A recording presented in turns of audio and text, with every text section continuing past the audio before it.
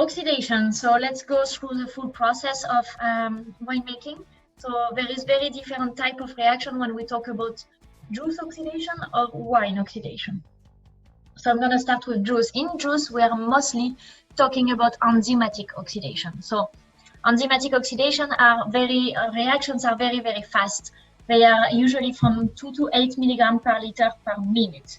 When we are talking about chemical oxidation, we are talking about 2 to 8 milligrams per liter per month. Okay, so a very different scale, which can explain how hard it can be to manage them.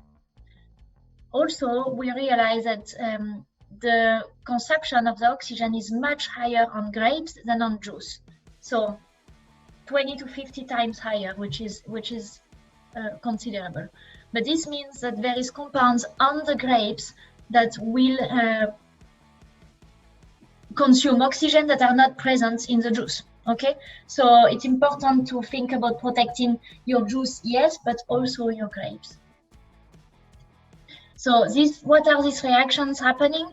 The first one is going to be the most known one, I would say, and the most common is the enzymatic reaction oxidation via the PPO, polyphenol oxidase, or lacase. This is an oxidation of phenolic compounds, as you can see in your screen. I'm going to put your pointer so you can see. And here you can see that we have phenol that is actually will get oxidized in presence of oxygen and lacase into a quinone. This quinone will give you react with glutathione first. So glutathione is a natural antioxidant compounds present in the wine, in the juice, in the grapes actually. So, and it acts as a trap. So glutathione is going to trap the quinone and produce a grape reaction product, which is called the GRP as well. Glutathione is great because it stops the reaction there. Second reaction is the oxidation of phenolic compounds, polymerization of phenolic compounds, browning. We can see it visually pretty fast in the juice. You can also see it when you cut an apple, when you open an avocado, on banana peels as well. It's always the same concept. Every time that basically your hydroxycinnamic acids or phenols are present with oxygen and are open to atmosphere, present in contact of oxygen and lacase or PPO, we will have an oxidation and a browning happening. At a much smaller scale, the quinone can also, at this step, react with some aromas. Okay, in chemical reaction, they react much more with aromas than on the enzymatic reactions. So the second reaction that happens is the lipoxygenase oxidation. Lipoxygenase is an enzyme that is present on the grapes and will oxidize the fatty acids present in the skin, on the wax of the berries. And oxidizing these compounds, it produces C6 compounds, which are responsible of cut grass and crush tomato leaves. So very vegetal, herbaceous aromas that we can find sometimes in press fraction. This happens because of the lipoxygenase and the oxygen contact. The last one that we will develop a little bit more later in the presentation is the microbial oxidation. Microbes use oxygen as a nutrient, especially the oxidative yeast. So when they are in contact with juice, so sugar, nutrients, and oxygen, they can develop very fast, which means that they are going to start developing, producing VA, producing acetaldehyde, which will combine with sulfur. So production of acetaldehyde reduce the efficiency of sulfur later in the process. But also this yeast can use the nutrients and deplete the most of the nutrients essential for the good yeast development. So important to really protect from oxygen, as you can understand from this slide. Oxygen is the base, is really the substrate of each enzyme or microbes here. So if we manage to not have presence of oxygen, and also manage to not have uncontrolled maceration of the juice and skin, so uncontrolled extraction of precursors of oxidation, we will manage the oxidation. So we're going to talk today about on grapes. Limiting oxidation reactions means when you are processing your grapes, you really want to limit the crushing and the pressing by weight. So that's mostly during transportation.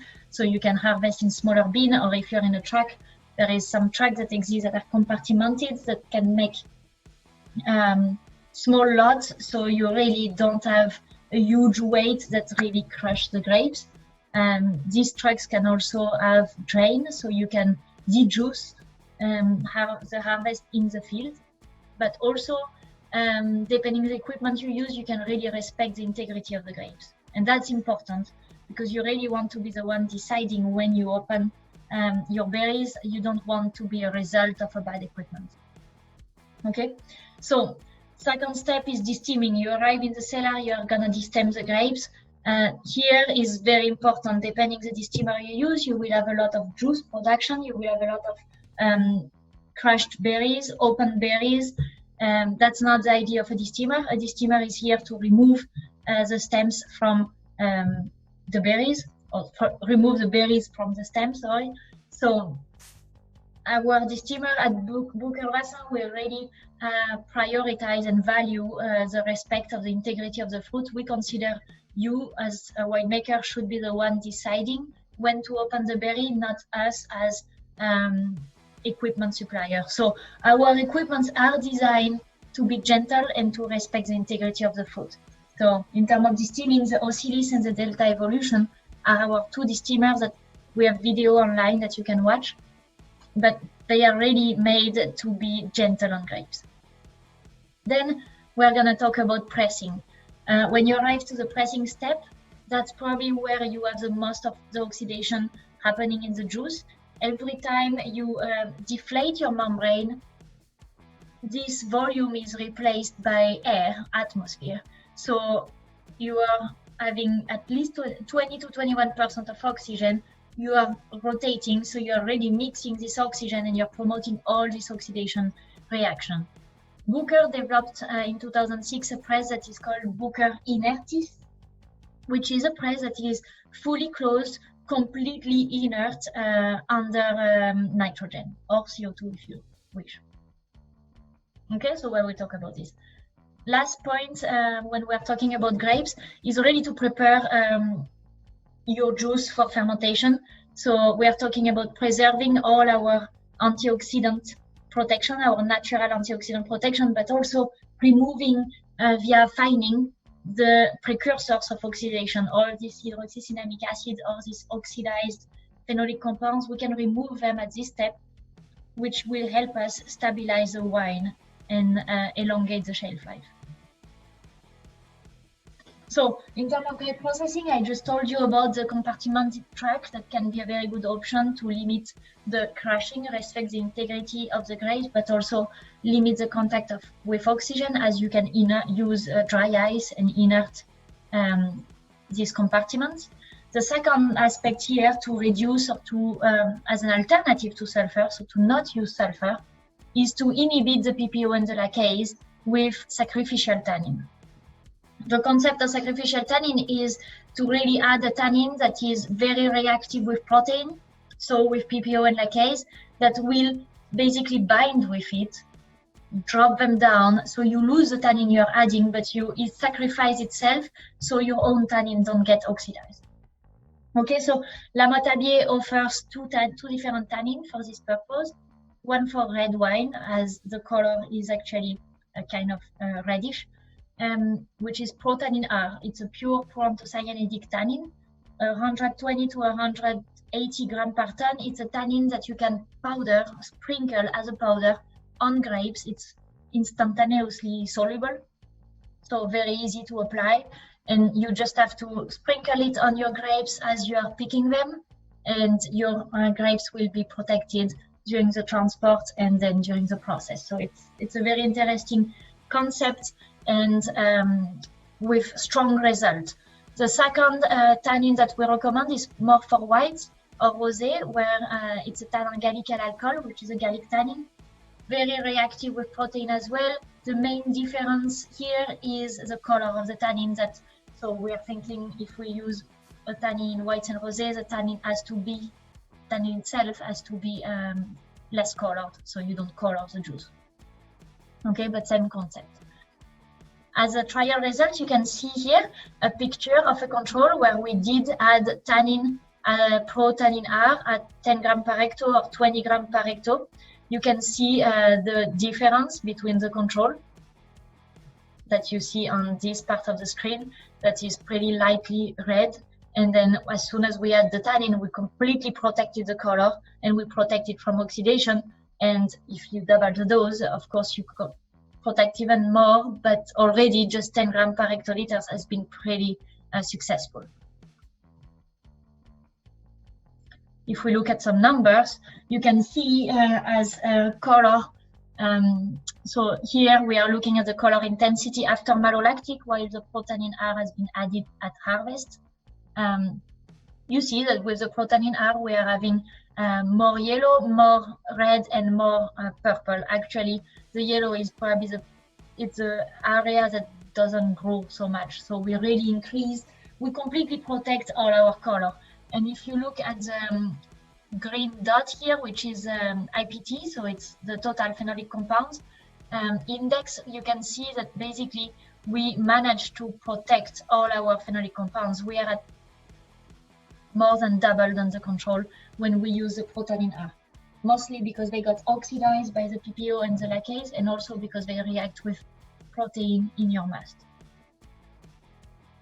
Okay, so TaninR or Tanin Gallique alcohol are two very good tools to powder on grapes to as an alternative to sulfur in terms of oxidation control. It will allow you to inhibit and slow down all the reactions. The next step is about desteaming. I talked about it very briefly, and we have video on YouTube, and I'm happy to talk about it more if you have any question about desteaming. But in picture you can see our Oscillys 50.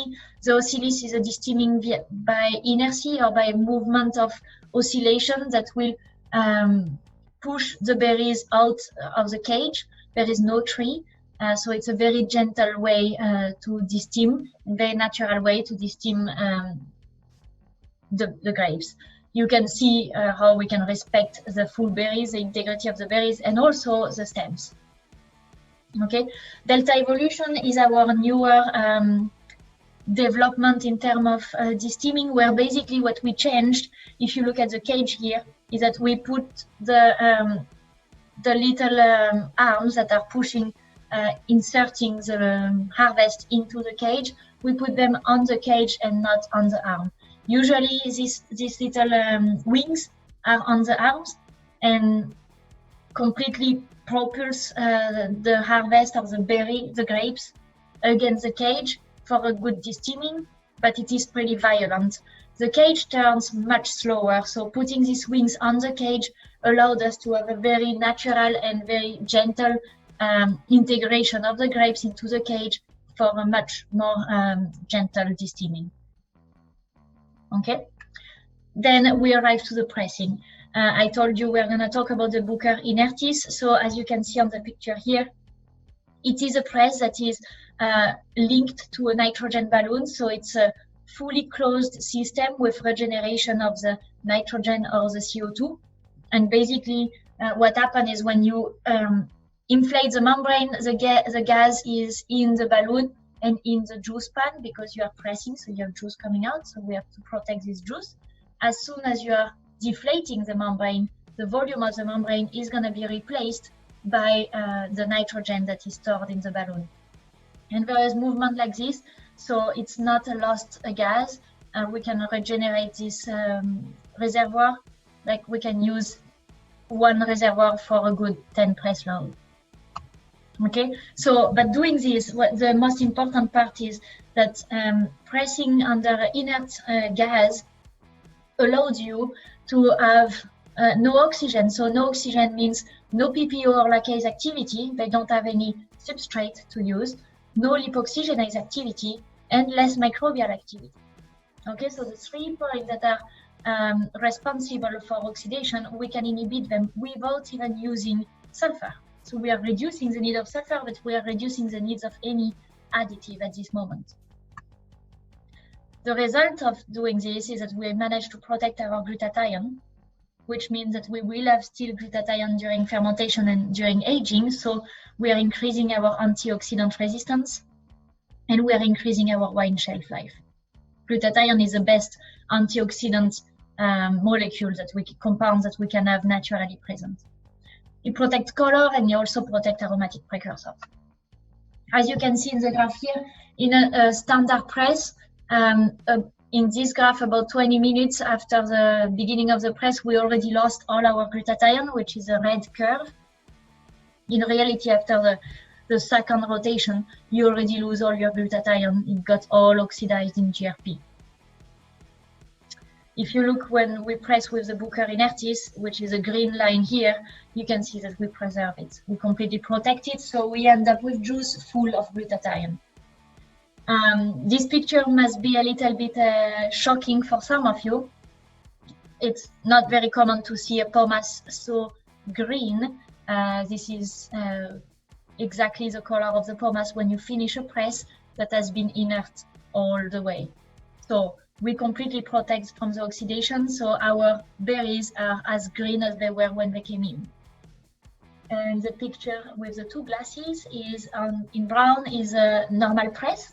That you probably are familiar with this type of color at the end of the press cycle. That's usually how it is, which is normal. When you use a Bucher Inertys, so inert press, you are able to preserve entirely the color. As you can see, there is no oxidized compounds. This results in aromas. Here, a trial from the Rosé Center in 2008. Well, the trial was 6 and 7 and published in 2008. But basically what you can see is a measure of the thiols and versus Inertys versus a standard press.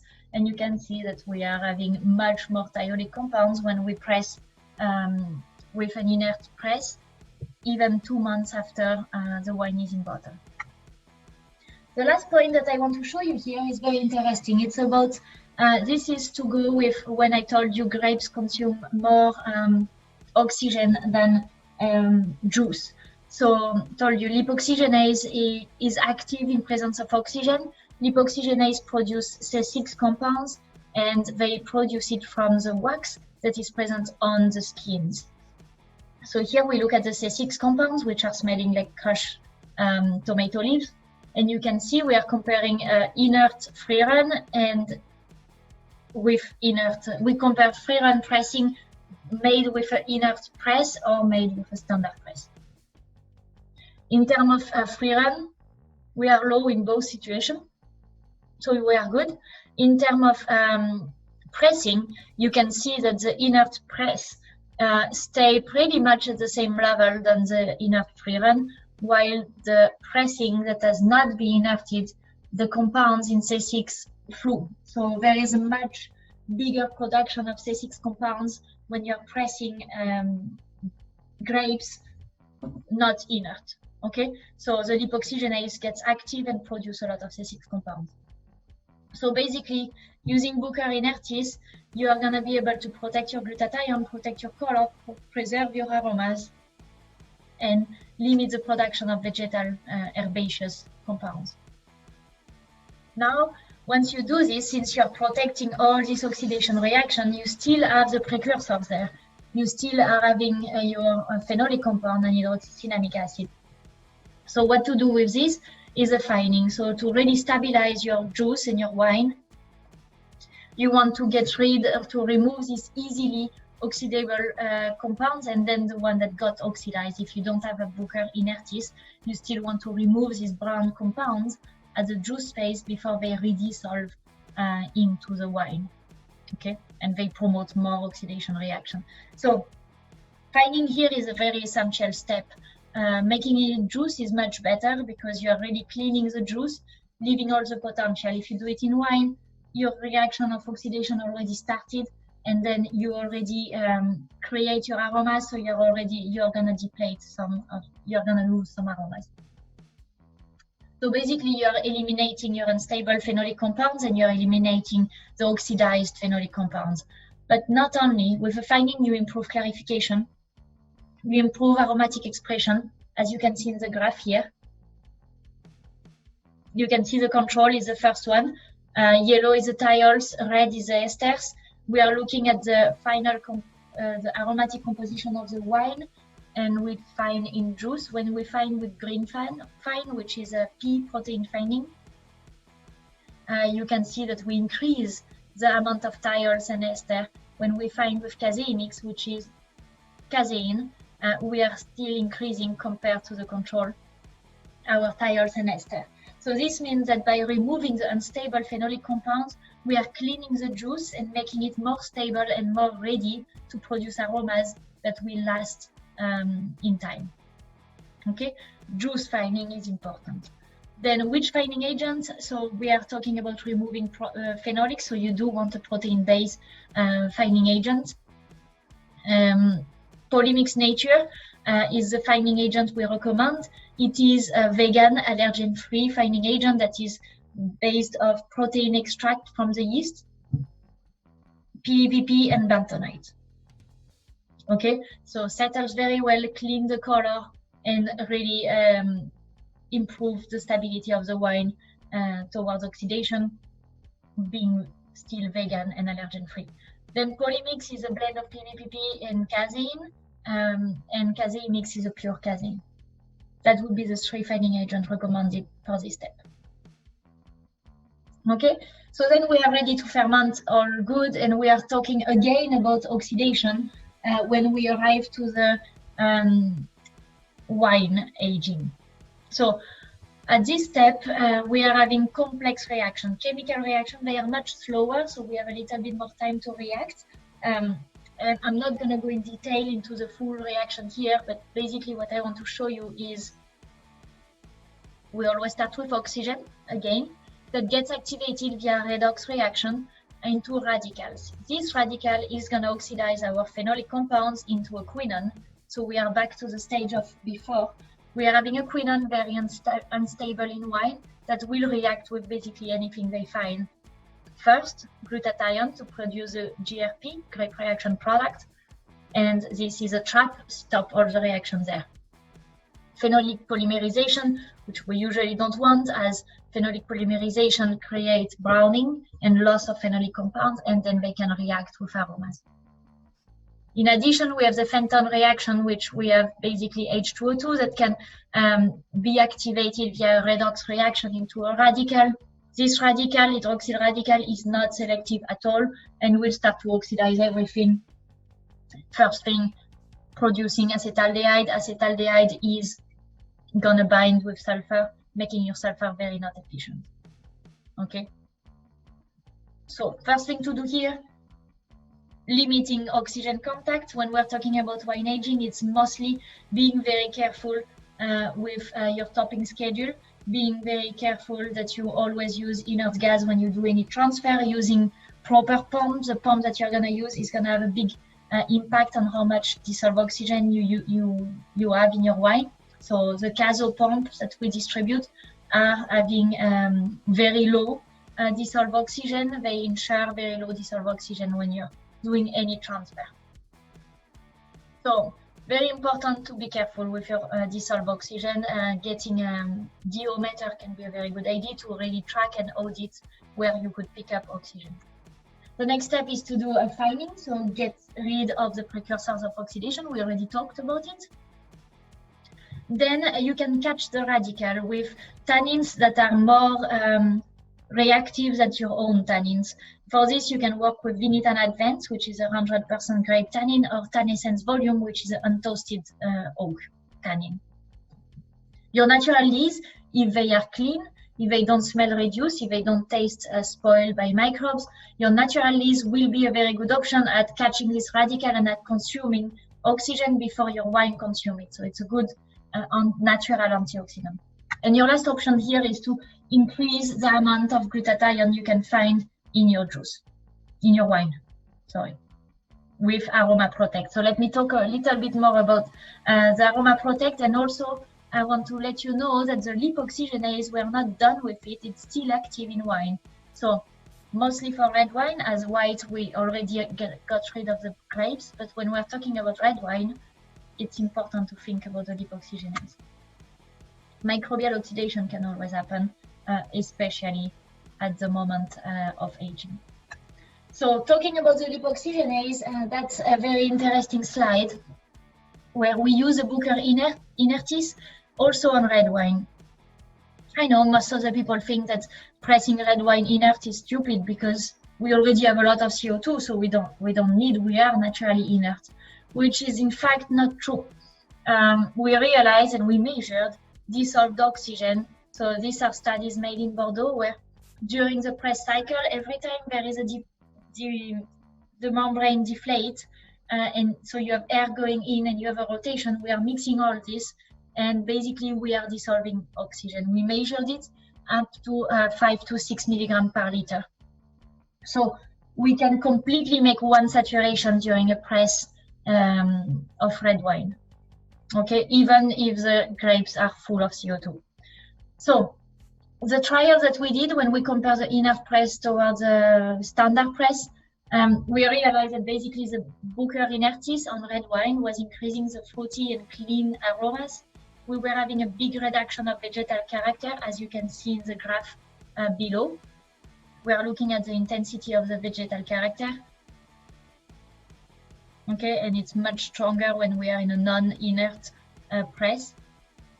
So we can reduce this, which means that basically we reduce the activity of the lipoxygenase and we created less C6 compounds. We also realize that there is less bitterness, less astringency, better aging capacity, and less microbial development, as we are not dissolving oxygen, we are not feeding sporage microbes. Okay, the other way to increase your natural antioxidant, or like reinforce your wine resistance to oxidation, is to use a yeast derivative rich in glutathione in sulfur peptides. So Aroma Protect, which is our yeast derivative designed for end of fermentation or aging, really to protect the wine from oxidation, is a yeast derivative very rich in glutathione. Half of it is glutathione. I know, I'm sorry, I forgot it in the slide here, but it is actually the most, it's the principal component of the composition of Aroma Protect. So we add it at the end of fermentation, 20 to 30 grams per hectoliters, and this is going to really protect your wine during aging. As you can see the graph here, when we add glutathione, we basically double the amount of glutathione. So we are adding it, so it's kind of a good compensation. If you lost your own glutathione, you want to add some more to make sure you have this natural protection. These two graphs here are showing, it's a study on a rosé, where we look at the evolution of the aromas in 5 months here and in 6 years. You can see that basically after 5 months, this rosé, the Aroma Protect has 61% more of thiolic compounds than the control. So I let you imagine how much the aromas, how much fresher and how much more aromatic it can be. If we look here, the evolution of the aromas, so Aroma Protect is the plain line, control is the dash line. You can see that basically after 6 months, basically the wine where we added Aroma Protect looks at the same than after 1 month of aging without Aroma Protect. So this is mainly to tell you that increasing the glutathione amount with the proper yeast derivative, you really want one that is rich in glutathione, will help you protecting your wine for aging. If you manage to really conserve and preserve it during pressing, you might not have to add it because you already have enough. But if you didn't, an addition will really be helpful. Okay, so as a take-home message of this presentation on oxidation, basically you can completely, by really mixing process practices and some alternative, you can completely eliminate sulfur. During grape processing, you can use TaninR on red Tanin Gallique alcohol on white and rosé to inhibit the lacase and the PPO. Then if you use good equipment that respect and control the integrity of the grapes, such as the desteaming Oscillys or delta evolution, you will really have a full control of this oxidation reaction.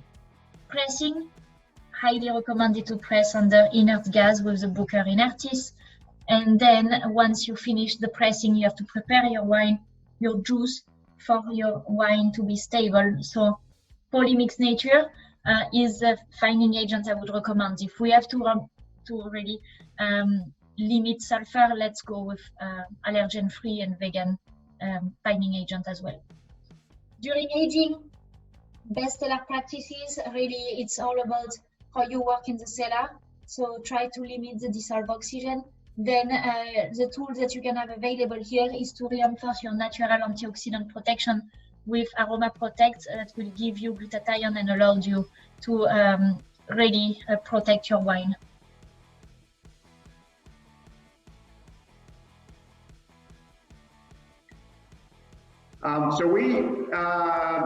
I've been interested in the Bucher Inertys press for a number of years after seeing it in both Marlborough, New Zealand, and in Provence. Perfect, I see you. That's good. Matt's joining me here too. So I'd seen this press widely used in Provence. And we had an opportunity in 2019 to purchase a new press, and we were looking for something more specific to rosé. And so the Inertys press was top on our list. So we installed a 250 hectoliter Bucher Inertys press for harvest last year. It's a rather complex press, I will not lie. The way it works is quite ingenious with regard to protecting the wine at all stages, or the juice at all stages. There's a lot of intricate valving and a completely sealed juice pan that it's pretty complex. But this was one of those situations where we were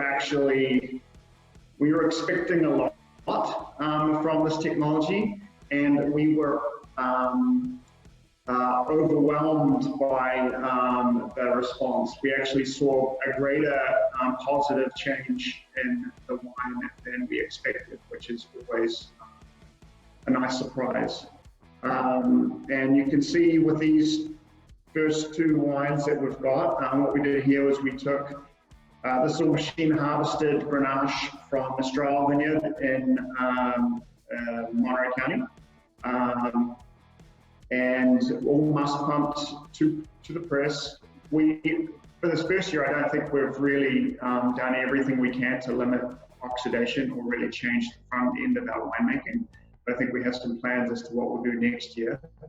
But this was all just must pumped. Basically, one truckload went to the Inertys and one truckload went to our Euro press. So pretty standard ladder press. The interesting thing with the Inertys press is we're very used to, during the press cycle, obviously the juice gets darker. But also the hue changes dramatically, much more brown influence as we press harder and harder. What we saw with the Inertys is that the hue doesn't change. The intensity changes, but the color does not change. So you get obviously increasingly dark juice, but the hue stays the same, which is really positive. The other thing that we noticed pretty early on, but it was surprising, was we're used to a pretty predictable color loss in rosé. So obviously we're going to lose a lot of color during fermentation, or during settling, and then more during fermentation, and then more during SO2 additions once we're adding SO2 to the wine. With the Inertys press, our color was far more stable. It's likely because of some of these glutathione levels and what have you being retained in the juice. But the color stability on the rosé was exceptional. Has everyone tried the samples?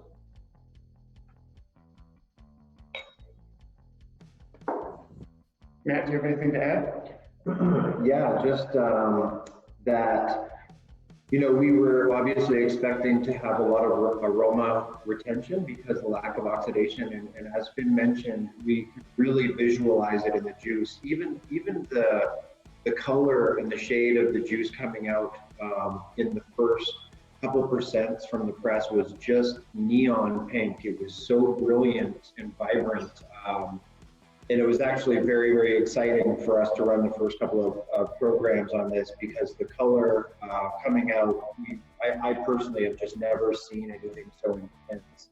And it really allowed us to visualize what was happening with the aroma retention and the lack of oxidation. So really cool to see it on the color side, but then obviously experiencing it on the aroma side a little bit later once the event was kicked off.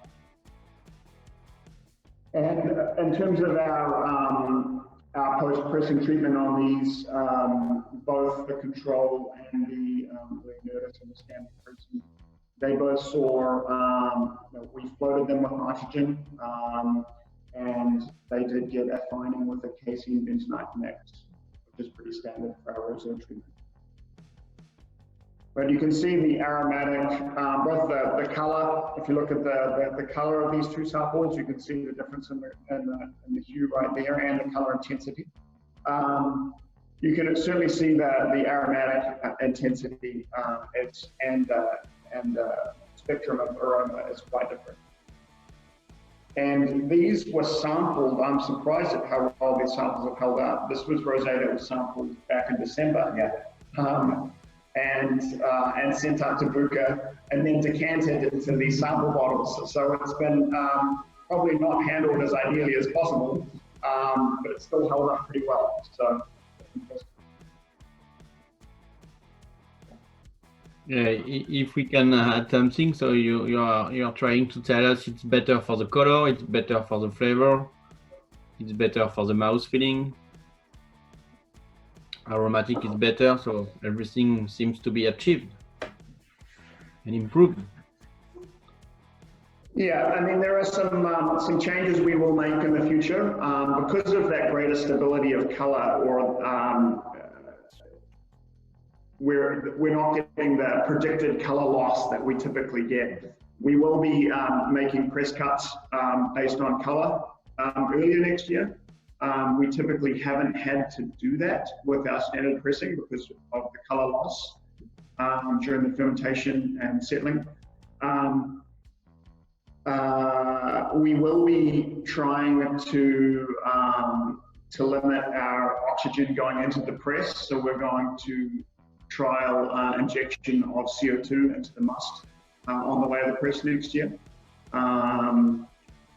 Another thing we noticed too, not on Grenache so much, but on some of the more reductive rosé varietals like Mourvèdre, is we actually got, and it's kind of counterintuitive, but we actually got less reduction in our reductive varietals, and probably because we're just shifting that redox reaction and that sulfide cascade that we get, and the role of oxygen in that.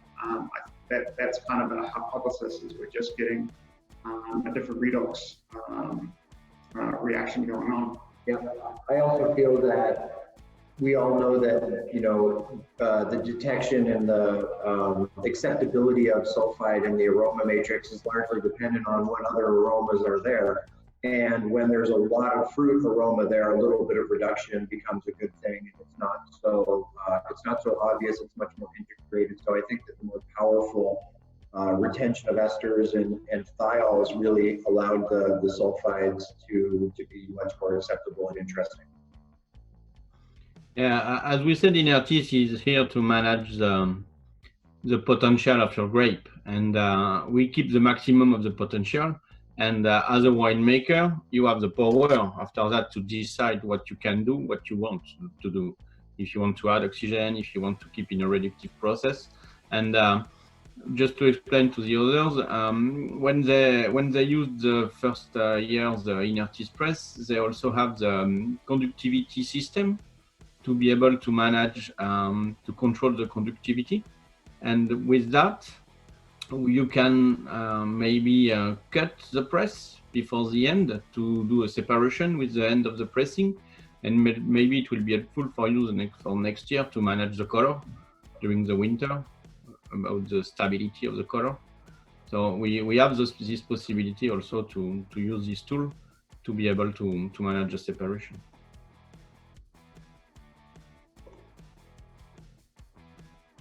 And Jonathan, do you want to add something, because you are using the Inertys press about a few years now?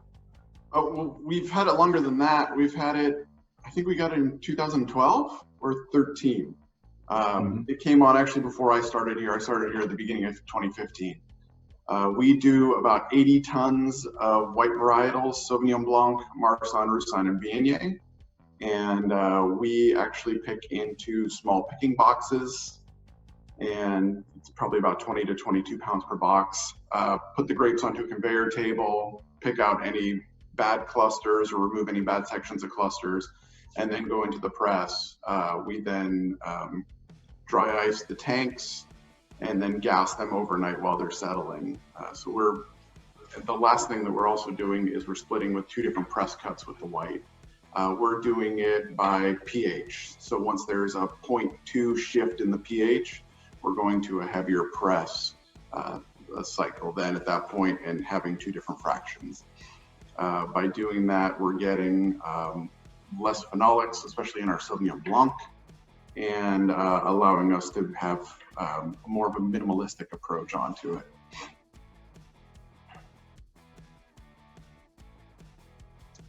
Okay. And so are you using the Inertys for white, rosé, and red? Or did you use just for white and rosé? We don't make any rosé, so just for whites. And haven't used it on reds yet. I would like to try it, but every time I want to try it, we decide to dig out too many tanks in the same day. And I'd rather have the shorter press cycle. And you, Finn and Matt, did you use it on red wine? We don't really do any large enough lots of red to put in a 250 hectoliter press.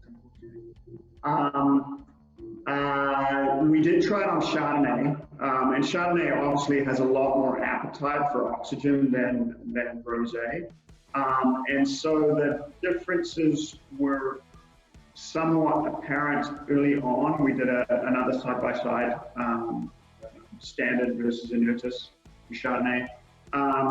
The differences were apparent early on, but within a short period after fermentation, I would say it was a lot less difference than with rosé, almost negligible, I would say.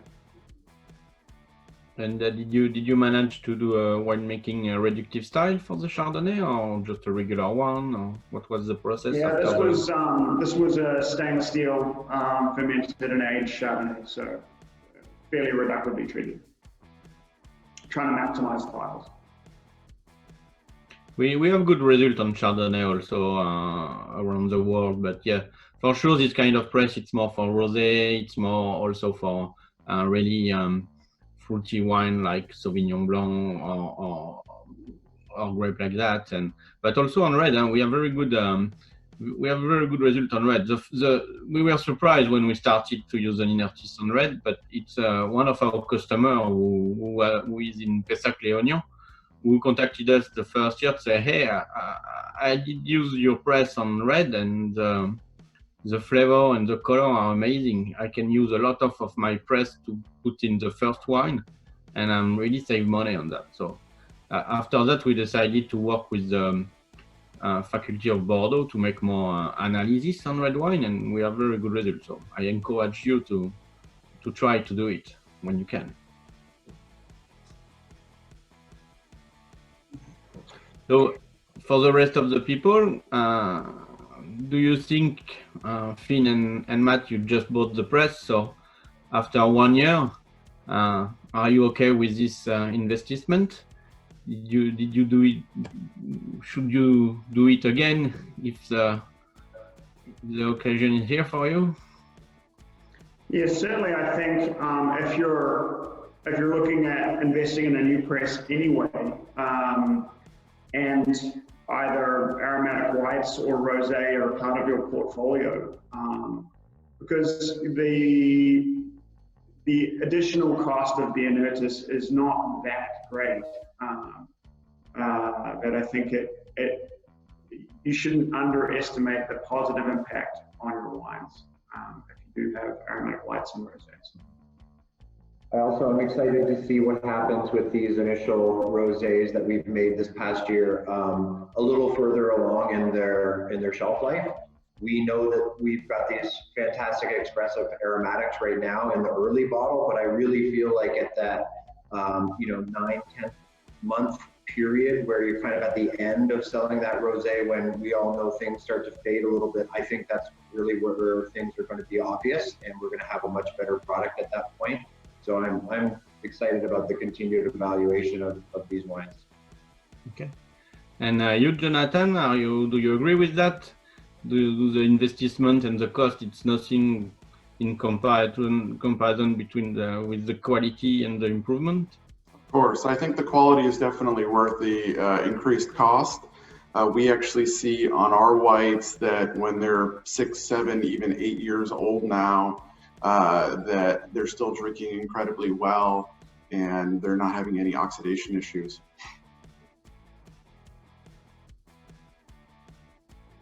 Thank you. Does anyone have a question or about the tasting? Because you have the sample in front of you. So do you want to use Finn or Jonathan to ask some question before the end of the presentation?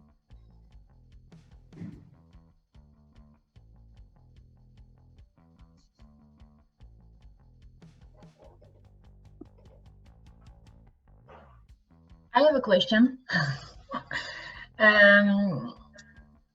What else do you do outside of the inert press to really control oxidation in the cellar? So what do you have anything special during aging, for example, that you would do, or any step in particular on juice that you do to manage oxidation? For our rosé, we keep everything. Everything's. We do some fermentation in puncheon and large format neutral oak, but predominantly in stainless steel. We post fermentation obviously try to keep all of our tanks topped. We do generate our own nitrogen, and we have positive pressure systems on all our tanks. Actually, one of the techniques which I think was best for this wine was we do our cold stability with electrodialysis, and the pH shift down from electrodialysis was very helpful too in reducing our SO2 use prior to bottling.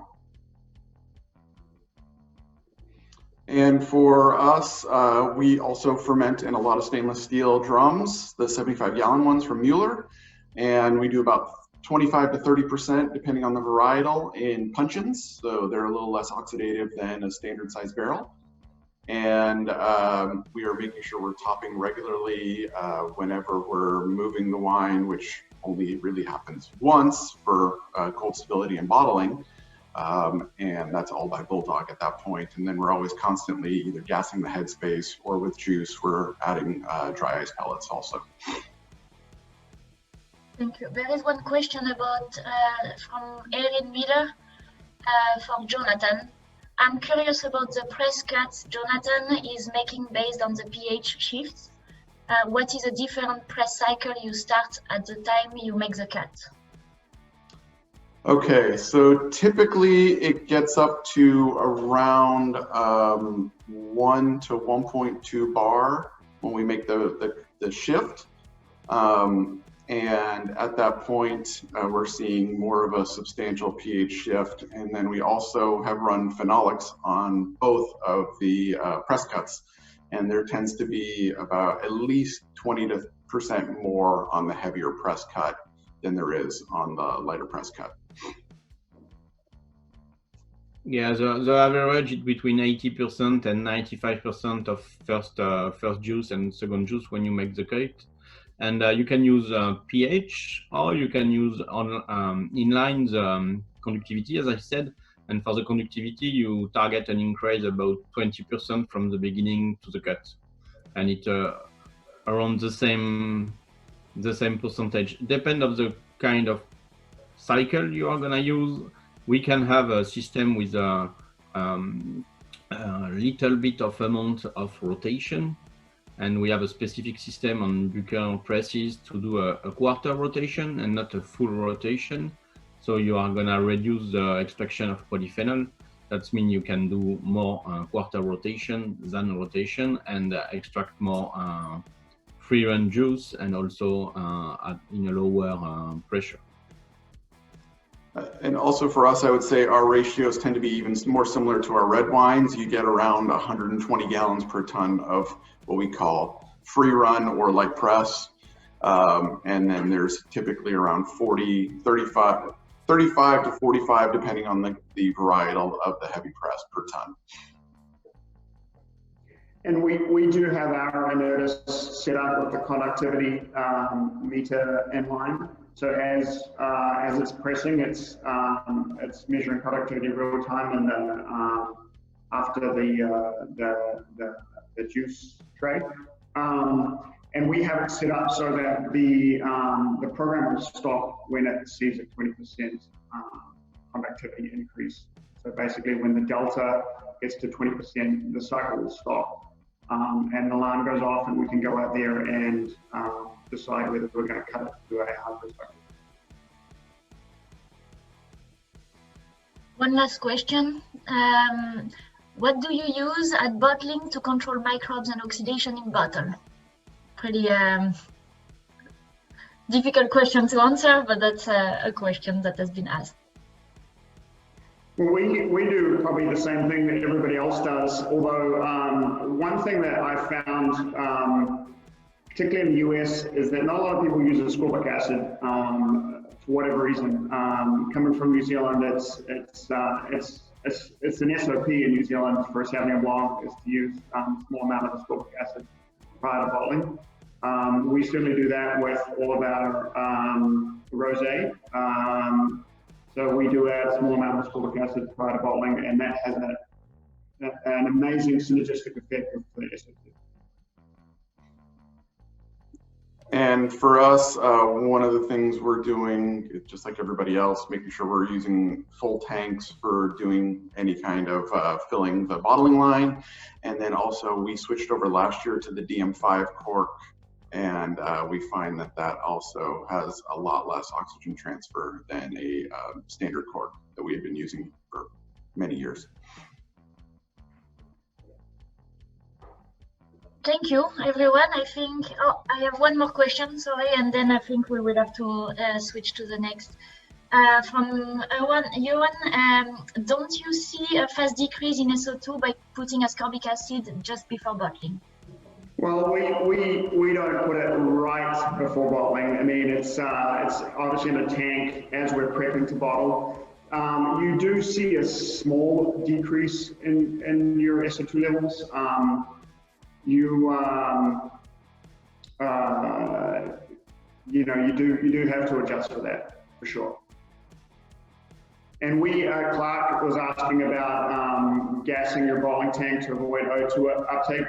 We use positive gas pressure, so we have positive nitrogen pressure. I think about 10 column inches of, so less than a PSI of nitrogen pressure that we essentially chase our wine to the bottling line with, so we don't get increased DO towards the end of the bottling.